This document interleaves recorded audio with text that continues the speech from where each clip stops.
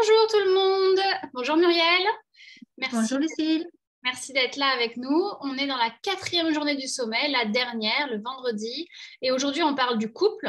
Et tout l'intérêt aujourd'hui, c'est de parler du postpartum et de pourquoi il est intéressant d'associer notre coparent, donc que ce soit un papa ou une deuxième maman, pour justement qu'il soit impliqué dès le début. Donc, je vais laisser la main à Muriel qui va donc se présenter d'abord et nous parler de comment elle voit les choses pour la préparation de ce postpartum. Eh bien, bonjour à toutes et peut-être à tous aussi d'ailleurs. Je suis professionnelle en périnatalité. Je suis puéricultrice et coach parental et je vais vous parler du postpartum et de sa préparation en couple et un petit mot aussi pour les mamans solo. Alors, je vais lancer mon... Voilà. Super. Alors, juste...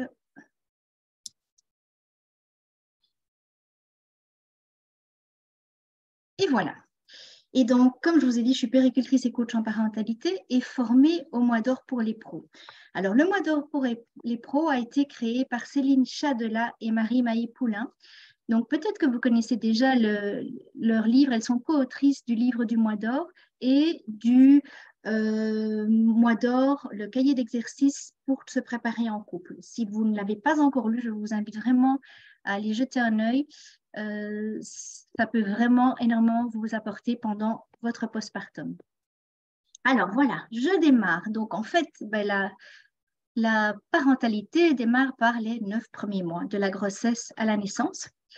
Et ce petit bout-là, en devenir, en fait, représente la grossesse. Et on peut imaginer le ventre rebondi de la maman similaire à une montagne. Et derrière cette montagne, eh bien, il y a des nouvelles terres, une nouvelle exploration, des nouveaux repères, des nouveaux besoins. On n'en a pas encore vraiment conscience quand on est enceinte, surtout si c'est un premier.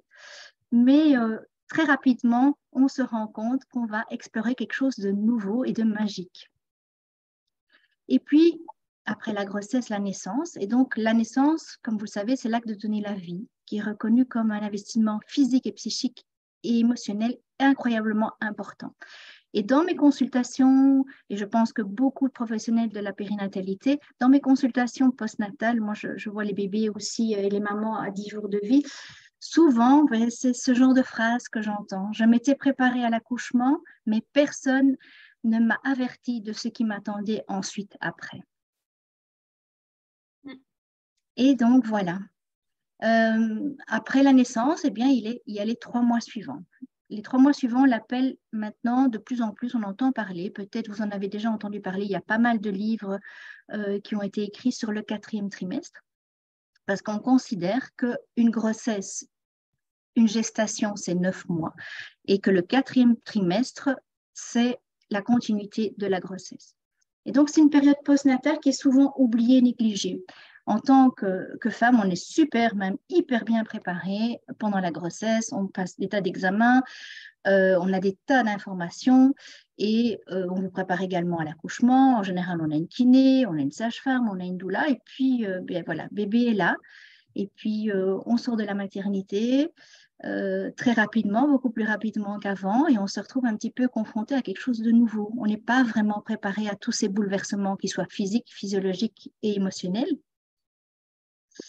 Et donc, ce postnatal, c'est quoi? Eh bien, c'est la sortie organique et biologique de la grossesse.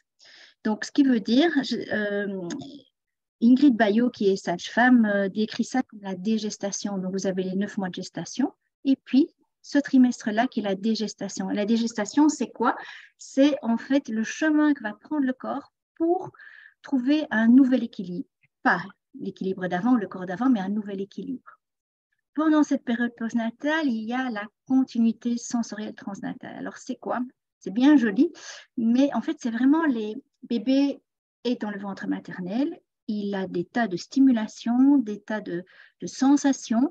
Et au moment de la naissance, il est coupé de ces sensations-là. Donc, il change d'environnement et il a besoin de retrouver, il a besoin de ces repères-là pour pouvoir évoluer. Donc, c'est la continuité sensorielle transnatale, mais j'en parlerai encore un petit peu plus après.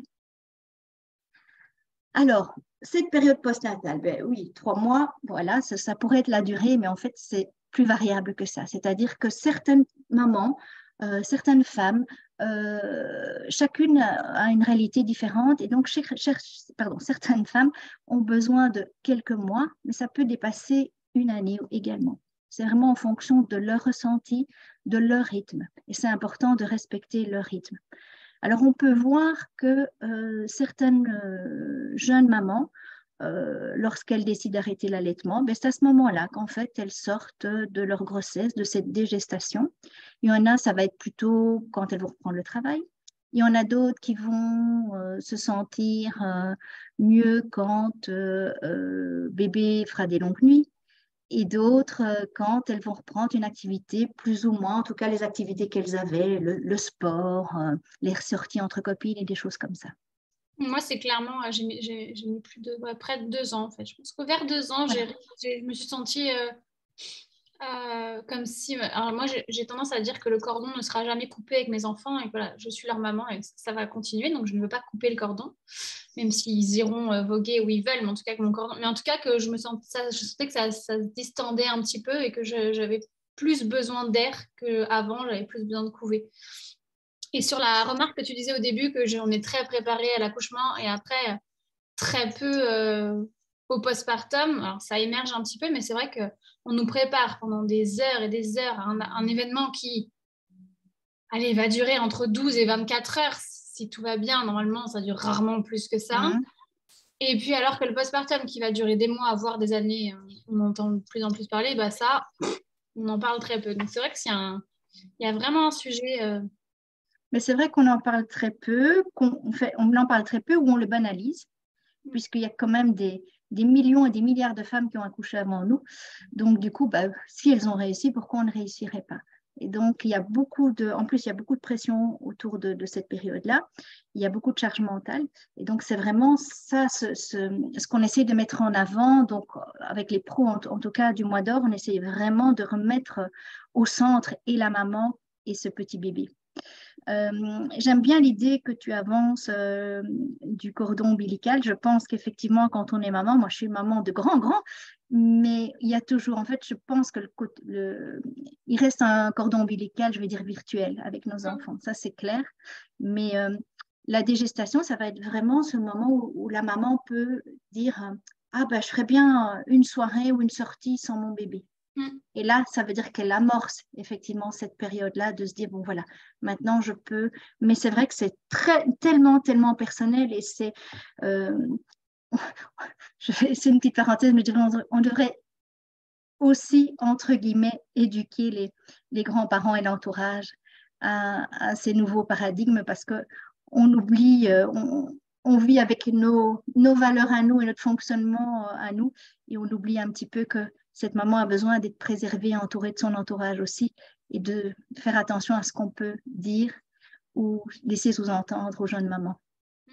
Mais chacun son curseur, hein. Je le dis souvent dans mes posts, c'est vraiment, il n'y a pas de bon ou de mauvais timing. Certaines veulent ressortir au bout d'un mois, d'autres au bout de 2 ans, au bout de 5 ans. Mais en fait, si vous êtes bien, vous avec votre conjoint, ou vous avec vous-même aussi, surtout, bah go en fait. Il n'y a pas Tout à de. fait. Tout à fait, je suis tout à fait d'accord. Dans justement aussi, quand je fais des consultations aussi prénatales et j'essaie d'introduire cette période-là. Et souvent, les jeunes parents disent oh, on verra bien au moment même, on improvisera, ça ira, comme je disais tout à l'heure. Il y en a d'autres qui l'ont fait avant nous et on s'en sortirait, il n'y a pas de souci avec ça. Donc, parfois, même faire passer le message aux jeunes parents, c'est parfois un petit peu. Voilà, parfois un petit peu difficile. Mais c'est pas grave, on a notre bateau de pèlerin et on avance, on continue. Et donc, moi, j'essaie de faire passer le message que c'est vraiment une belle opportunité de pouvoir anticiper cette période-là.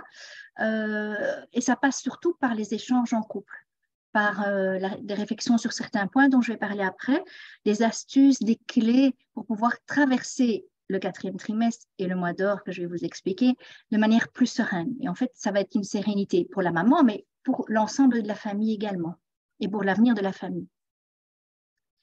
Donc, alors pourquoi préparer ça? Puisque finalement, il n'y a pas grand monde qui on en parle de plus en plus, mais nos principaux interlocuteurs qui sont en général le gynéco et la sage-femme, voire la doula, n'en parlent pas spécialement. Et pourtant, donc en fait, 9 mois de grossesse et un accouchement, c'est très physique. Les jeunes parents décrivent souvent, quand on les voit, ils décrivent souvent un décalage entre en fait ce qu'ils avaient imaginé et la réalité, le quotidien avec un tout petit bébé. La jeune maman a besoin de repos. Je vais vous expliquer ça. La maman a besoin de repos, alors que elle ne peut pas se reposer de manière optimale parce que son bébé a des besoins intenses, que c'est exigeant et qu'un bébé est excessivement dépendant. Donc, elle doit pouvoir allier, je m'occupe, je prends soin de mon bébé, mais je prends soin de moi et je me repose. Et ce qu'il faut savoir aussi, on l'oublie aussi, les jeunes parents traversent une période délicate. Donc, il y a une période identitaire. Donc, je suis femme, je deviens maman, je suis homme et je deviens papa. Et donc, tout ça, c'est aussi des adaptations. Adaptation à un nouveau rythme, adaptation avec, effectivement, au niveau psychique aussi, de ce changement d'identité. Et alors, j'avais envie de rajouter un petit peu ici aussi, parce que parfois, le coparent, il ne sait pas trop où se mettre, quelle est sa place. Et ici, en tout cas, pour moi, ici, dans le mois d'or et le 4e trimestre, il a toute son importance parce qu'en fait, il va avoir une place primordiale comme gardien de la bulle sociale et affective. C'est-à-dire qu'il va prendre soin, il va être un petit peu un pare-feu entre le feu extérieur et la maman. Donc, il va vraiment veiller à ce qu'elle ne manque de rien et qu'elle soit préservée peut-être des invasions entre guillemets extérieures. Alors, enfin, le mois d'or. Juste comme oui. tu disais au début, pour faire un parallèle avec ce que tu as dit, c'est pendant 9 mois, on a été le centre du monde en tant que femme enceinte et d'un coup, on devient relayé à la seconde place. Et justement, alors qu'un bébé qui va bien, c'est aussi une maman qui va bien. Donc, on ne doit pas se centrer que sur le bébé. Et alors, pour ou contre, là n'est pas le débat, mais les laboratoires Galia ont fait une publicité là où il y a une maman qui vient d'accoucher, je ne sais pas si tu l'as vue, elle est assez récente, où il y a une femme qui arrive, une femme qui est, comme nous deux, en tout cas sensibilisée à ces sujets-là, et qui dit comment tu vas, toi? Ah, ça va, elle se met dans les bras, elle est cerne jusque-là, elle est coiffée comme ça, forcément, elle vient d'accoucher et c'est OK. Et là, elle a fait non, mais comment tu vas, toi, en fait? Et là, on sent la maman qui est pleine d'émotions et qui se met à pleurer et elle fait la même chose avec le papa ensuite. Et en fait, c'est ça le truc, c'est que c'est comment ça va et on est dans cet idéal de dire oh, ça va, regarde, je gère, la maison est propre, vous avez à manger, je vous ai servi et tout va bien. Mais non, en fait parfois, c'est un peu plus compliqué. C'est ce qu'on appelle la pression sociale. Je pense que les réseaux sociaux n'arrangent pas les choses pour les mamans qui ont accouché, qui ont un intérieur impeccable, qui ont retrouvé leur taille de guêpe et qui n'ont pas l'air fatiguées du tout. Donc, il y a vraiment beaucoup de pression. Les mamans le disent encore, même si moi, je les mets un petit peu en garde des réseaux sociaux, etc., et de la pression de l'entourage. Ça reste effectivement difficile. Et ce qu'il y a aussi, ce qu'on entend beaucoup aussi, c'est le congé de maternité est considéré un petit peu comme un congé, comme des vacances, alors que ce n'est pas le cas. Et donc, ça porte vraiment à confusion. J'ai même des jeunes mamans qui disent, mais oui, mais non, j'ai accouché, maintenant c'est bon, mon compagnon ou ma compagne peuvent retourner travailler, je vais gérer. Et puis quand je les revois, elles se rendent compte que c'était quand même plus compliqué parce qu'effectivement, en Occident, on n'a pas le même. Donc quand je vais parler du mois d'or, on va comprendre tout de suite, mais on n'a pas les mêmes, les mêmes lignes. On ne voit pas les choses de la même manière et on estime que voilà, on est bien logé, on est bien loti et donc avoir un bébé, ben voilà, le plus dur c'était finalement l'accouchement. Après, tout est simple, bébé est là, il est beau, il est mignon et tout va bien se passer. Et manger, hein, évidemment. Donc, voilà, un bébé, ça dort et ça mange. Et en dehors de ça, voilà. Donc, le mois d'or, je ne sais pas si tu connais le mois d'or, Lucille. J'ai lu quand j'étais enceinte de ma deuxième, donc il y a un peu plus de 2 ans, parce qu'elle va avoir 2 ans à la fin du mois. J'ai lu le livre de Céline. Voilà. J'ai fait la formation de Michel Audin, donc il en parle quand même de ce 4e trimestre. Donc j'ai quelques notions, on va dire. Ok. Donc, alors, en fait, le mois d'or, ben, c'est quoi? Donc, le mois d'or, ben, c'est pas, on ne l'a pas inventé aujourd'hui. Donc, c'est Céline et Marie qui l'ont mis en avant et qui l'ont un petit peu remanié pour que nous, en Occident, on puisse effectivement mieux s'identifier. Mais il existe là depuis tellement longtemps. En fait, c'est un savoir ancestral qui vient de la tradition chinoise, qui en fait respecte le rythme physiologique et psychique de la maman. Donc, en Asie, c'est en fait quelque chose, c'est une sagesse qui est transmise. En fait, ça va de soi. Une maman accouche, c'est normal qu'elle se mette au repos et qu'on l'entoure. On l'entoure pour qu'elle puisse, en fait, à cette époque-là, on ne parlait pas de charge mentale, mais c'est un petit peu ça, puisqu'elle puisse se concentrer en fait uniquement sur elle-même et sur son bébé. Et pourquoi 40 jours? Parce que donc déjà maintenant, quand on accouche, quand l'accouchement s'est bien passé, que tout va bien, en général, votre gynéco vous dit qu'après 40 jours, vous pouvez reprendre votre sport, que voilà. Et en fait, ces 40 jours, oui, en fait, c'est une réalité physiologique. Il faut 40 jours pour que l'utérus reprenne sa place initiale et qu'il y ait une bonne mise en route pour les mamans allaitantes, une bonne mise en route de l'allaitement et la création du lien avec son bébé. Donc, voilà. Mais chez nous, on a laissé ça un petit peu tomber puisqu'on doit être des superwomen. Et donc, pourtant, c'est une période vraiment, moi j'appelle ça, c'est vraiment une perle, c'est quelque chose de hyper précieux et irremplaçable. On ne sait pas revenir en arrière. Et c'est irremplaçable pour la santé physique et psychique de la jeune maman, pour son équilibre émotionnel aussi. Et c'est sur du long terme. Donc, ça veut dire que ce qu'elle va mettre en place ce premier mois, enfin ces premières 6 semaines, va être important pour son équilibre, mais pour l'équilibre de toute la famille aussi. Parce que parfois, je veux dire, parfois c'est un premier bébé, mais parfois c'est un second, un troisième. Et donc, le mois d'or est valable à chaque naissance. Il est beaucoup plus compliqué à mettre en place quand c'est pas le premier, je trouve. Alors, oui, mais moi, j'ai quand même vu pas mal de mamans qui, en fait, n'avaient pas la connaissance du mois d'or pour leur première ou seconde grossesse. Ça, c'est différent, mais je trouve que quand on a un premier qui est potentiellement en bas âge, c'est quand même plus compliqué de tout appliquer, parce qu'il y a des choses qui sont compliquées à mettre en place de manière logistique, si je parle purement de logistique.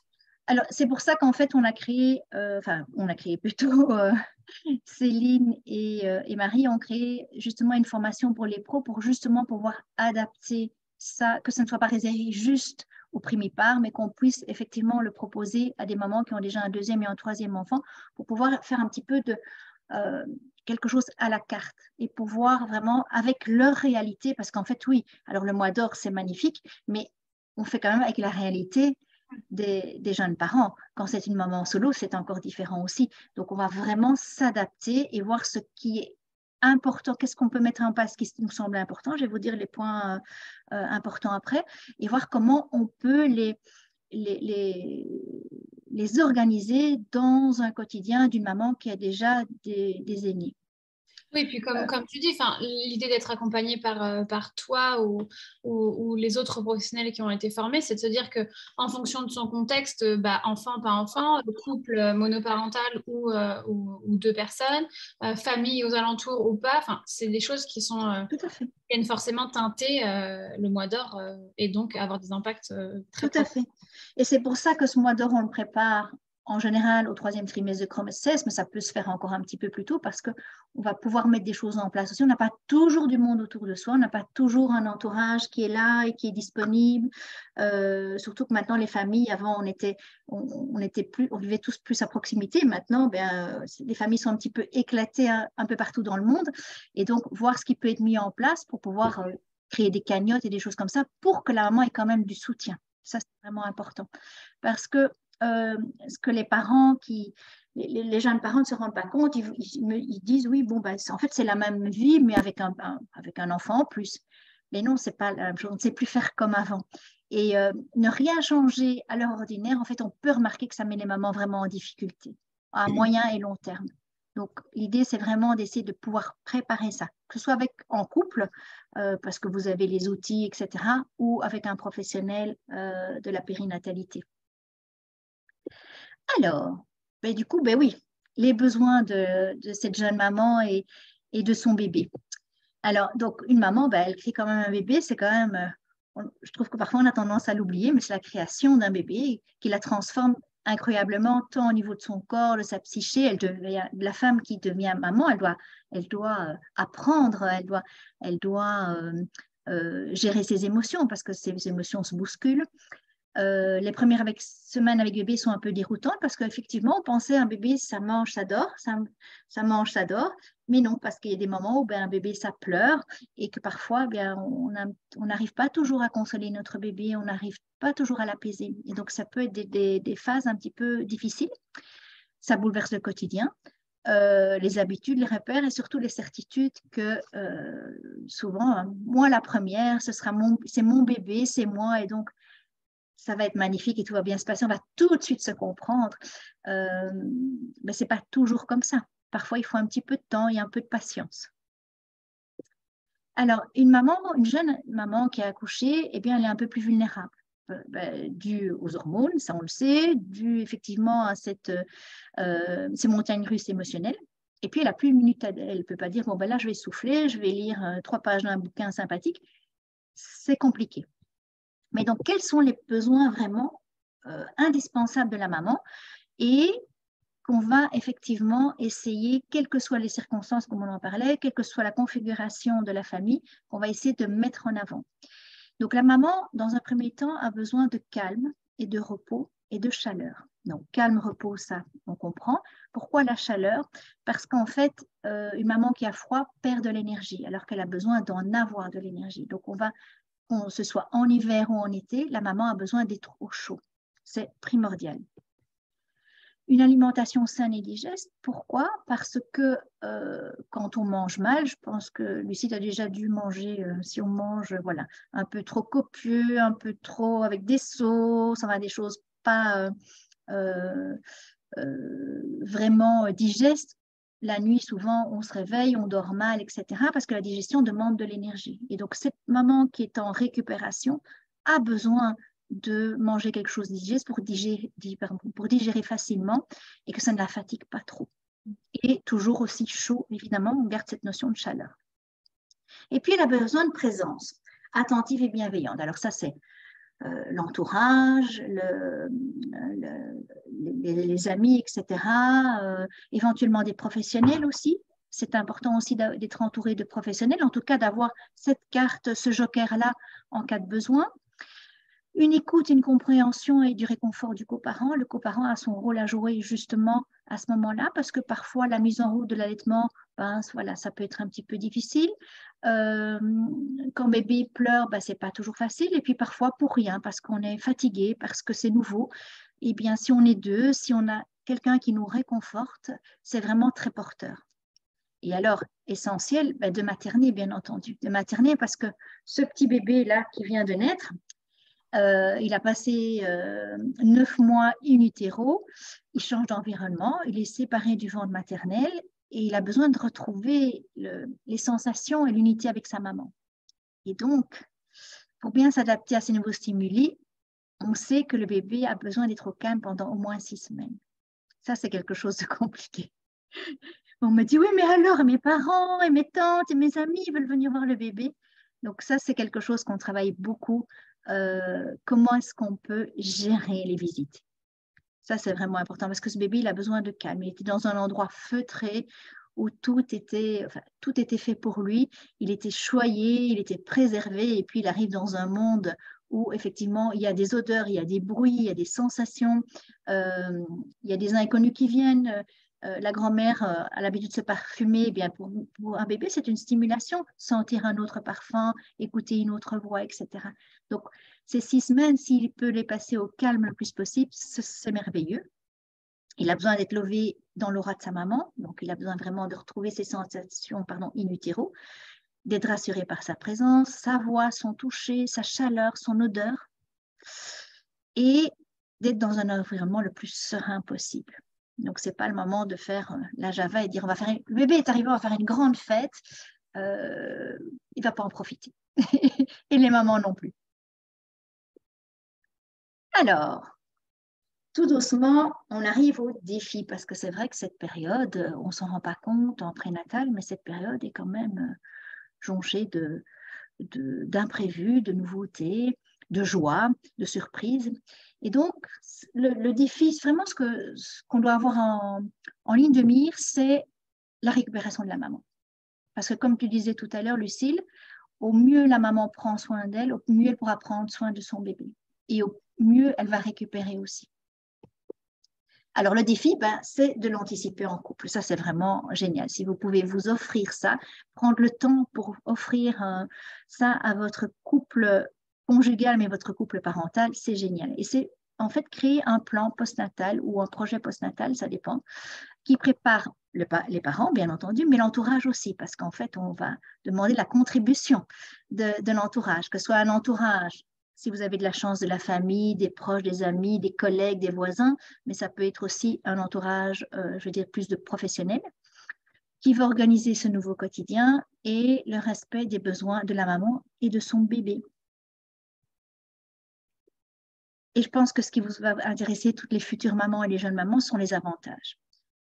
Qu'est-ce que ça va m'apporter si en fait nous préparons notre projet postnatal, notre plan postnatal? Eh bien, ça va être d'accompagner cette récupération physique et physiologique. Donc, c'est ce dont je parlais tout à l'heure, c'est la dégestation. J'insiste, dégestation, vous ne le trouverez pas au dictionnaire parce qu'il a été créé par Ingrid Bayou, sage-femme. Donc, pour rappel, c'est vraiment ce chemin que le corps va parcourir pour trouver un nouvel équilibre. Donc, on ne va pas retrouver un corps d'avant, ça on le sait, hein, Lucille, c'est plus le corps d'avant, mais notre corps va trouver un nouvel équilibre. Donc, il a besoin de ce temps-là. Et si on prépare les choses en amont, on permet à ce corps d'avoir l'espace pour pouvoir faire ce chemin. Tisser un lien d'attachement fort avec son bébé, bien entendu. Favoriser l'équilibre émotionnel, puisque les émotions de la maman, c'est un petit peu comme ça. Et donc, si on a prévu, je donnerai plus en détail la réflexion qu'on va avoir par rapport à différents thèmes. Si on a préparé ça en amont, ça permettra effectivement que la maman retrouve plus facilement un équilibre émotionnel. Créer de nouveaux repères en douceur, parce qu'un bébé, ça change la vie. Limiter le stress lié à l'adaptation et aux imprévus, parce qu'effectivement, on ne saura jamais tout prévoir, bien entendu. Même si on prépare en amont le mois d'or, le 4e trimestre, on ne sait pas tout prévoir. Mais si on a déjà prévu pas mal de choses, on a des réponses, on a des plans B, on a des personnes ressources, ça permet quand même de s'alléger. Ça allège notre charge mentale, en fait. C'est ça qui est important. Ça allège la charge mentale aussi, mais la charge émotionnelle aussi. Hein. Oui, les deux. Alors, diminuer le sentiment de solitude.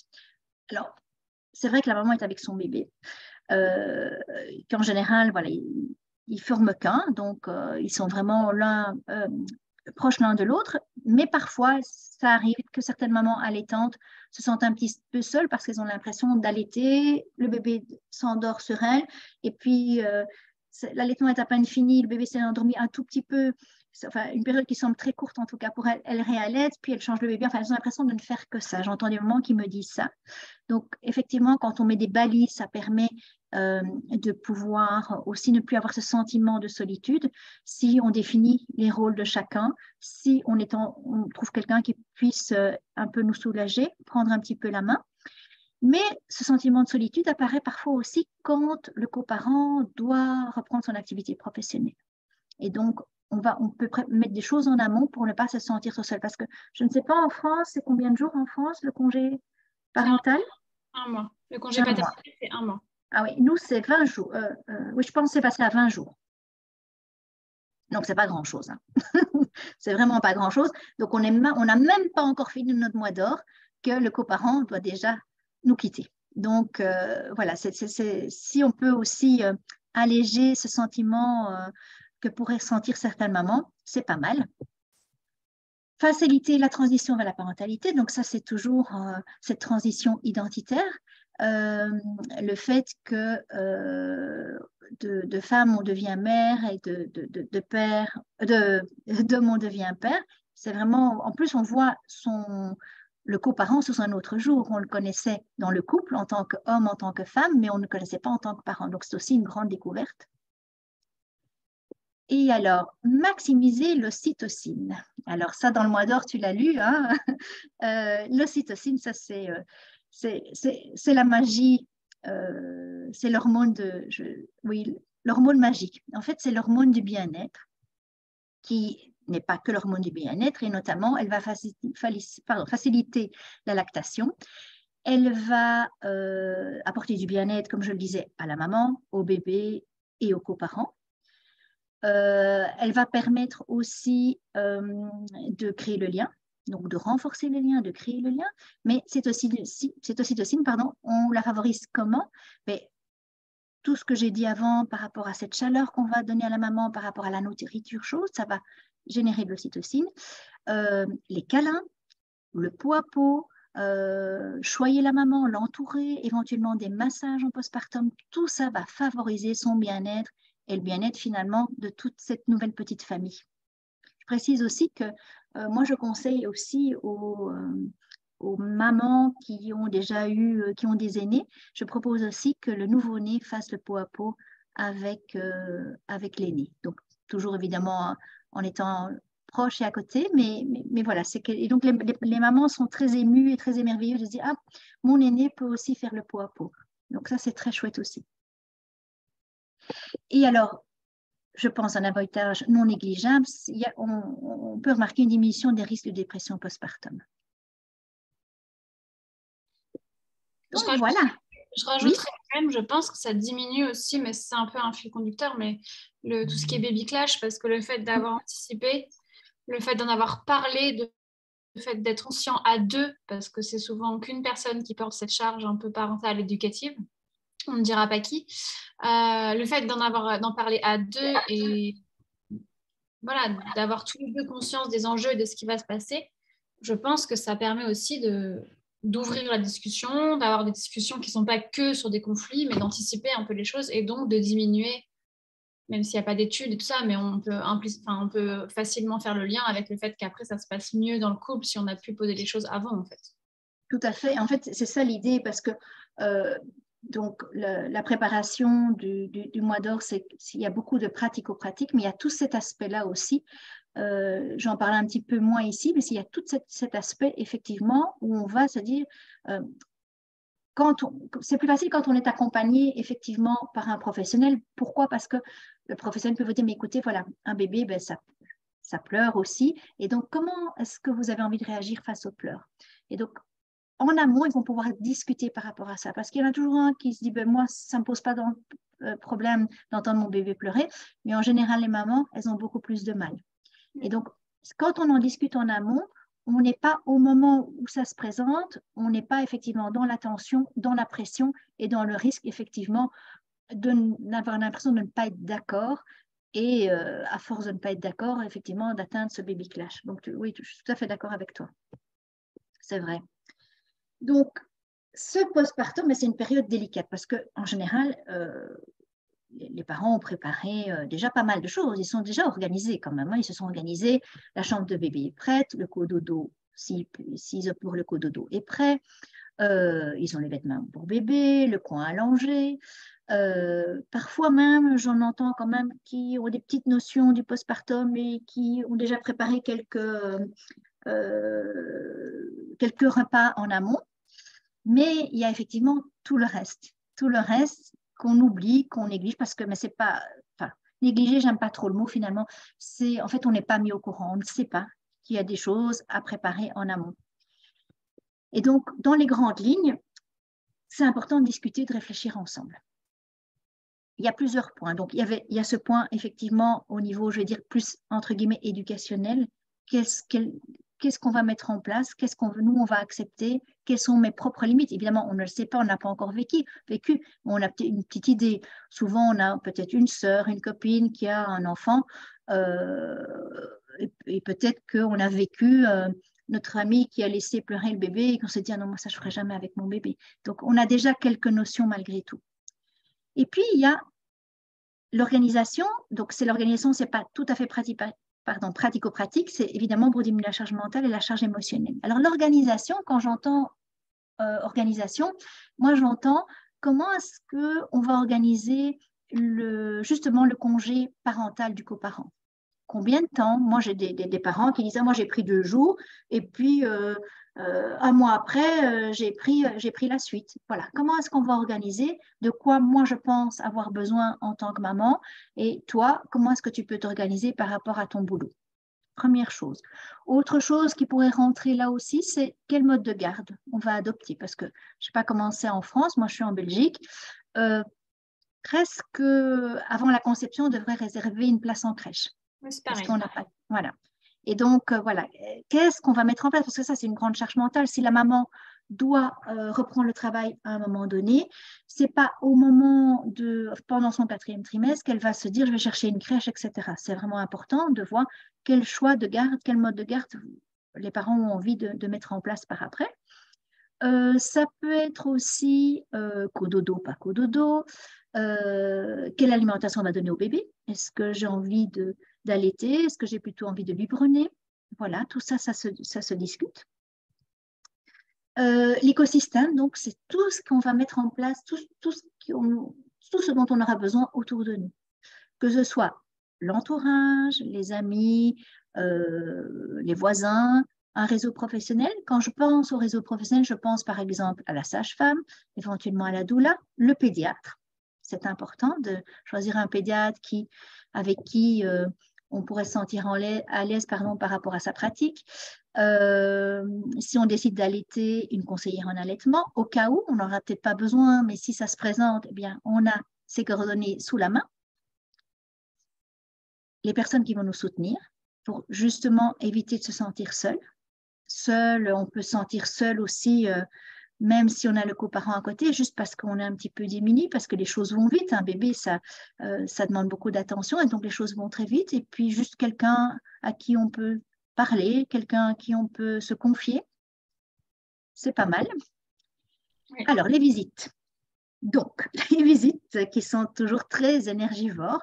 Et je comprends que les familles ont envie de voir le premier petit-fils ou la première petite-fille de la famille, que les frères et sœurs, que les parrains marraines, que voilà, tout le monde a envie de voir cette petite merveille qui vient d'arriver, en oubliant un petit peu qu'à côté de ça, il y a une maman qui a besoin de récupérer. Et donc, c'est là que le coparent a toute sa place. Le coparent a toute sa place, donc c'est là qu'il va être le gardien de la bulle sociale. Donc, le pare-feu, c'est lui qui va, ensemble, ils vont en discuter en amont, mais c'est lui qui va dire, ben, voilà, on a décidé ça entre nous et donc les visites sont limitées à X temps. Distinguer aussi ce que je vais appeler les visites mondaines et les visites de soutien. Donc tout ça, on en discute en amont. Mais c'est lui qui va aller au front quand même. C'est le coparent qui va aller au front. Alors, oui. On en a un petit peu parlé avec Marion et Delphine, quand on a enregistré sur comment gérer l'entourage, justement, ces visites. Et la bonne pratique qu'ils ont aux Pays-Bas d'organiser une Kramfest. Oui, Kramfest, oui. Et de se dire, OK, bah, on a un garde-fou qui n'est pas forcément, pour le coup, là, le coparent, mais qui peut être le parrain ou la marraine, qui est en charge de la logistique et d'organiser. Si vous avez pris le pack complet, vous avez dû voir la conférence mardi avec Marion et Delphine. Et de se dire, voilà, bah, pendant peut-être 2 heures, on aura, oui, du monde et des stimulations, mais on essaye de rassembler pour que tout le monde vienne au même moment, que ça fasse un brouhaha à un moment, et puis qu'après, on puisse retrouver notre calme nécessaire, comme on disait, pour le bébé et pour la maman. Tout à fait, tout à fait. Oui, Delphine, d'ailleurs, Delphine est dans la formation pour les pros. Elle nous donne aussi, elle nous présente aussi son métier, qui est un métier extraordinaire, qui, à mon avis, va se développer en France et en Belgique aussi, à mon avis. Et déjà, la Kramzorg est déjà, elle-même, est déjà aussi un pare-feu aussi pour les visites, les premiers jours aussi, d'ailleurs. Donc là, carrément, bon, ici, effectivement, nous, on n'a pas ce genre de soutien, sauf si on prévoit un parrain, une marraine, ou enfin une marraine du postpartum, ou un parrain du postpartum. Mais aux Pays-Bas, c'est déjà bien codifié, et les choses sont déjà bien en place, ce qui est extraordinaire. Donc, on va discuter aussi mettre des repères. Donc, ces repères, c'est justement ça dont je parlais, c'est voilà, ben, comment toi, tu vois si notre bébé pleure la nuit, ben, qui va se lever? Ah, mais oui, mais c'est toi, tu allaites. Oui, mais bon, si je dois chaque fois me lever, est-ce que toi, bon, il y a des parents qui s'arrangent. Ils disent, ben, écoute, moi, je prends bébé, je le change, et puis je te l'amène pour que tu lui donnes le sein. Voilà. On va pouvoir mettre tout ça, mais c'est vraiment en amont. Et c'est pas quand on n'en peut plus qu'on aura les bonnes idées, les bonnes attitudes. Au contraire, on est plus dans ben, tu ne m'aides pas, les reproches, ou bien certaines mamans ne disent rien pour ne pas, comment vais-je dire, embêter entre guillemets le coparent qui travaille le lendemain et qui a besoin de se reposer. Donc voilà, tout ça, on peut en discuter, on peut échanger en amont. Le stress. Alors, on vit tous des périodes de stress. Et donc, quand il y a des périodes de stress qui se présentent en postnatal, ben, voilà, déjà quand on est stressé en temps normal, il nous faut un temps pour nous adapter, pour retrouver notre calme. Et donc, en postpartum, davantage. Et donc, l'idée, c'est d'aller un petit peu, un peu réfléchir et trouver un petit peu ce qui nous apaise quand on est en stress. Qu'est-ce que, si je suis stressée, ben, si tu me dis ça ou si tu fais ça, je sais que ça va me faire du bien, que ça va m'apaiser. Et donc, avoir toutes ces petites clés-là avant, pour que si jamais ça devait se présenter, ça ne se présente pas toujours, mais si ça se présente, on a ces petites clés-là qu'on peut aller rechercher et vraiment faire baisser la pression. Et donc, aller s'appuyer sur les ressources de l'un et de l'autre. Le contrôle, le contrôle, ben ça, c'est vraiment le lâcher prise, mais c'est le contrôle sur la logistique, c'est-à-dire sur quoi je pourrais, qu'est-ce que je pourrais déléguer, qu'est-ce que je pourrais lâcher. Le ménage, les courses, les repas. Il ne faut pas oublier quand on a déjà des aînés, qui va s'occuper des aînés, comment on peut organiser les aînés. Parfois, on a des animaux. Là, on a parfois des grands chiens qui doivent aller se promener au bois, mais on est en plein hiver et en fait, on n'a pas, c'est un peu trop tôt pour sortir avec bébé. Mais qui pourrait éventuellement s'occuper de nos animaux? Voilà, toutes ces choses-là, on va en parler et voir les choses sur lesquelles on serait OK de lâcher un peu de lest, en fait. Et, oh, désolée. Et puis, voilà. Et puis, une fois qu'on a vraiment réfléchi à tout ça, qu'on a pris des notes ensemble, on va planifier, organiser concrètement.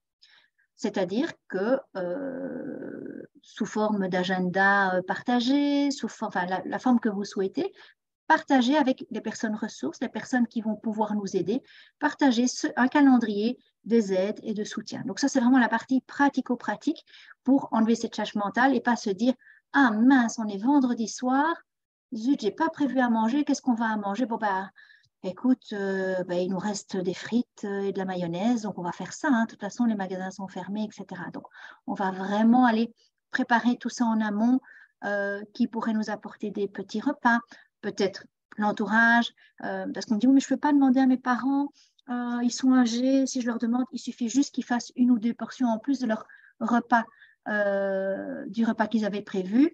Ils mettent dans une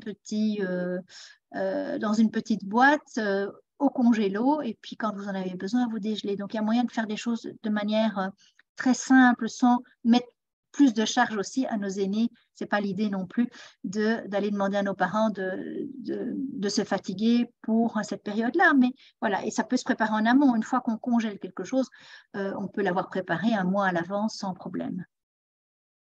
Et donc, l'objectif numéro 1, c'est de préparer en couple ou accompagné ce plan postnatal en faisant en sorte que la jeune maman récupère. C'est vraiment, ne pas oublier, c'est vraiment ça, l'objectif, c'est que la maman récupère.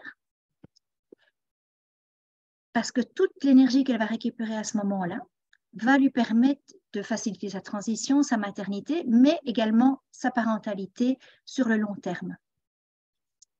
Et voilà, les petites mamans solo.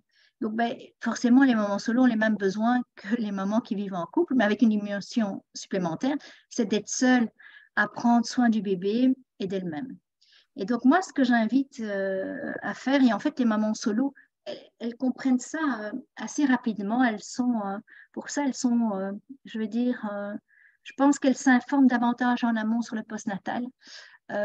Parce que les mamans que je reçois en général, elles ont déjà mis pas mal de choses en place, elles se sont intéressées à la question Et l'idée, c'est d'aller penser et partager avec des proches, avec des professionnels, des idées, des besoins, avec des copines qui ont déjà eu des bébés, en lui disant, mais écoute, voilà, peut-être fais attention à ceci, tu auras besoin de cela, etc.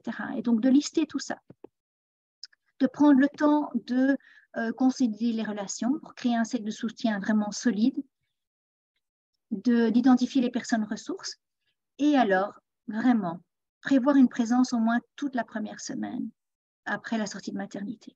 Donc, donc ça, c'est un minimum. Si c'est 2, c'est merveilleux. Si c'est 3, c'est encore mieux. C'est magnifique. Alors, ça ne va pas toujours être la même personne, mais avoir quelqu'un H24 pour pouvoir la soutenir, pour pouvoir lui permettre de souffler, même juste, c'est peut-être basique, mais juste aller aux toilettes toute seule. Voilà, c'est vraiment si on peut lui offrir ça. Alors, ça peut être un proche, ça peut être un voisin, ça peut être un professionnel. Et c'est pour ça que ce que moi, quand je propose de préparer ça en amont, on peut créer une cagnotte pour toutes ces choses-là. Parce qu'on dit, oui, mais c'est bien beau préparer le mois d'or, mais moi, j'ai personne autour de moi. Ça veut dire que je dois payer des professionnels. Mais ça peut être une cagnotte, ça peut être une liste de naissance qui a du sens, justement, c'est-à-dire des heures d'aide, de soutien. Ça peut être tout à fait... on reçoit déjà tellement de vêtements, tellement de choses. Donc, ces choses-là peuvent être des chouettes cadeaux pour les futurs parents. Et donc, l'objectif, je vais dans le sens inverse, désolée.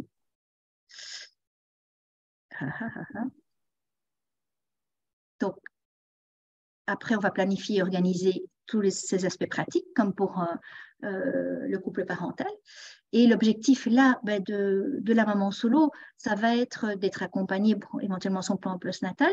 Et en faisant en sorte, donc l'objectif va vraiment être de rompre la solitude et d'être bien entourée. Ça, c'est vraiment important. Voilà, et j'arrive tout doucement à la fin.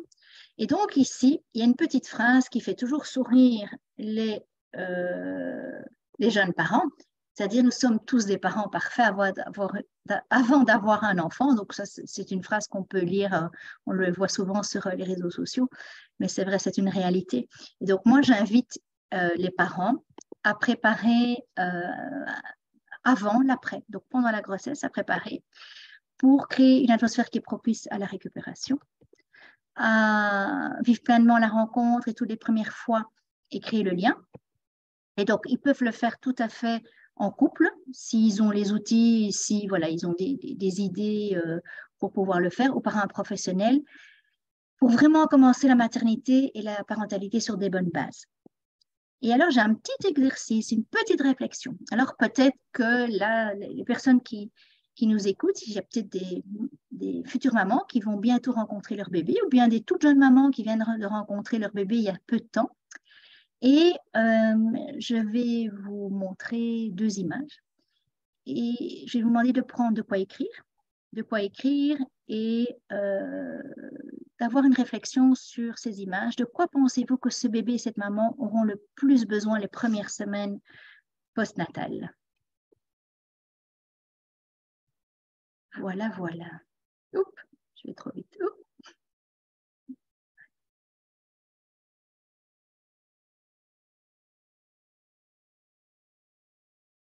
J'ai plein d'idées. Voilà, je me doute. Et une fois que vous aurez effectivement... Alors, ce qui est intéressant, c'est que d'un côté, la future maman ou la jeune maman le fasse, et de l'autre, le coparent également. Et puis qu'on échange un petit peu et qu'on puisse échanger sur ce que l'un et l'autre pensent des besoins et du bébé et de la maman et du bébé. Donc, ça peut être une bonne amorce de commencer la réflexion sur le postpartum. Alors, tu l'avais dit au début, mais tu vois, je l'avais moi déjà écrit à la fin. Prenez soin de vous pour bien prendre soin de votre bébé. Et alors, j'insiste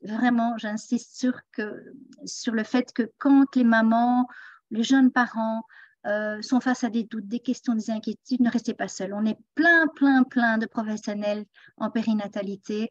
On est là pour vous soutenir, pour répondre à vos questions. Ne restez pas avec des questions sans réponse. Méfiez-vous de Google parce que on passe d'un lien à un autre et puis voilà, on est perdu et ça met une charge émotionnelle supplémentaire.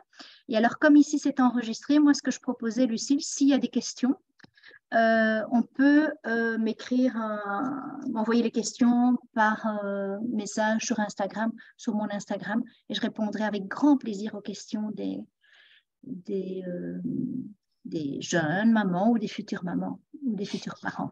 Super, bah, merci beaucoup Muriel, c'était passionnant, très très intéressant. J'imagine que vous partez avec plein d'idées pour lancer la discussion. Je trouve que la question de la fin est hyper intéressante pour amorcer la discussion avec le coparent, puisqu'on a une histoire, une éducation, une vie qui est différente et donc forcément des visions qui peuvent être différentes quand on se lance dans la parentalité. Et donc l'idée d'amorcer la discussion avec cette question est assez intéressante pour voir les choses aussi sous le prisme de l'autre et pouvoir trouver l'harmonie et aller dans le bon sens, parce que l'idée c'est, si on a fait un enfant ensemble, c'est qu'on veut faire les choses ensemble. Donc, essayer de les faire le mieux possible au départ, c'est plutôt une bonne idée. Merci beaucoup, Muriel, pour ton temps. Merci beaucoup pour cette intervention. Et je vous dis à tout de suite pour la suite de la journée sur le sommet n'est pas que des parents. Et vous retrouvez Muriel sur son Instagram, Maman Merveilleuse, avec des tirés du bas, comme vous voyez à l'écran. Je te remercie, Muriel. On va arrêter le partage d'écran pour que je puisse stopper. Et on se retrouve dans quelques minutes avec Pascal qui va nous parler de la place du père justement en 2023. Et puis on parlera du couple, du baby clash, de sexualité cet après-midi et de coparentalité pour quand malheureusement on doit se séparer ou qu'on est en passe de se séparer, comment on fait, comment on organise ça au mieux aussi. C'est tout bon? Presque. Je ne retrouve pas. C'est sur mon image. Tu vas sur moi, sur mon image, ce sera les petits trucs bleus qui sont sur l'écran. Oui, mais j'ai pas. Tu vois.